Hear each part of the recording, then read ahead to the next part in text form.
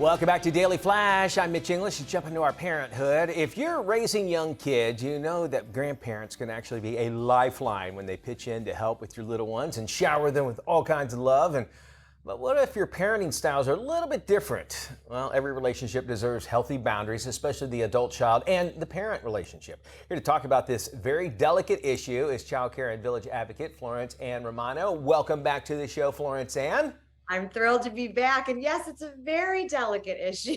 I mean, it's something because what it is, tell me if I'm along the right line of thinking, is that, okay, I didn't like how I was raised up, and, you know, I'm going to make sure I never do this to my kids. Well, your parents might not have gone around that corner. Or let's say my wife's parents might be completely different. That's basically where those issues start. Yes or no? Yeah.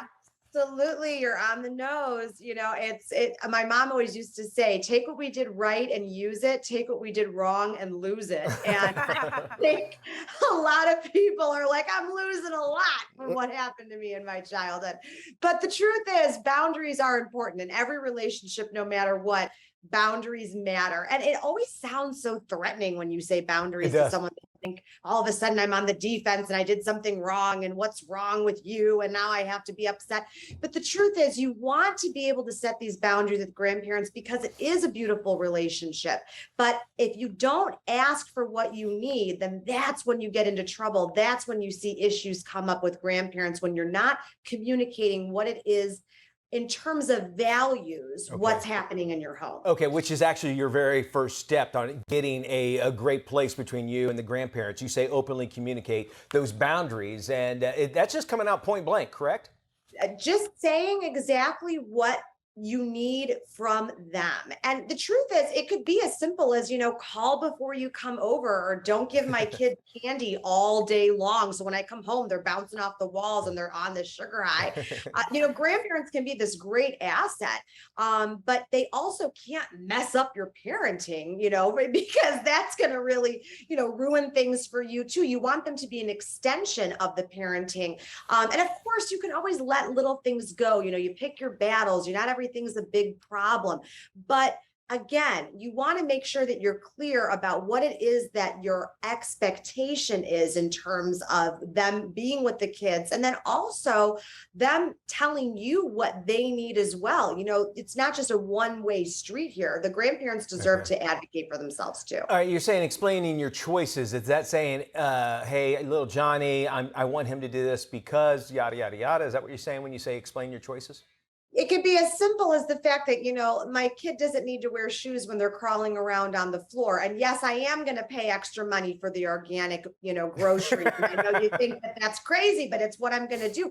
And it also, it should seem so simple, but grandparents shouldn't be allowed just to do whatever they want with the grandchildren because they're the grandparent. Yeah. A friend of mine, the grandmother went and got the baby baptized without telling the parents. Wow.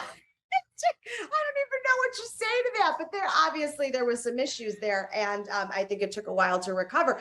But that's an extreme example. Again, it's explaining your choices about why this is the way we do things in our family, and either you can respect it or we can have a conversation about it, but it's still going to be the rule of the family. Just because they raised you a certain way doesn't mean you're doing the same thing with your kids. But at the same time, it's nice to have someone to talk through things with, to brainstorm things with. That's what the parents are there for. Maybe there is something that they can help problem solve. So it can be collaborative. Is that why you for yourself? And is that why you say ask them about their boundaries as well? It seems like you should already know what they are, though. I mean, you grew up with them. You could know what they are, but it also could be just the fact that they don't want to drive at night. Maybe they have a hard time seeing at night, and you know, they don't want to stay past a certain hour, or giving them notice about when you need them to come help you. I mean, grandparents have their own personal life. They have their own social calendar that they're keeping up with too. So it's also respecting that they have their own life as well. You can't use and abuse them. All right, finally, showing your appreciation. That seems like it does a world of greatness. We should do that with everybody, but with grandparents especially, they're not always paid to That's watch true. the kids. So, sending thank you notes, writing cards, FaceTiming, making sure they're invited to recitals, things like that, so they feel like they're part of the family and that they're acknowledged. And that, again, it goes both ways too. We can always say a little bit more, please, thank you, I appreciate you. It goes both ways Yes. with parents and grandparents. Florence Ann, thank you for joining us. And if you want more information, just head to florenceann.com. Great advice there for every part of the family.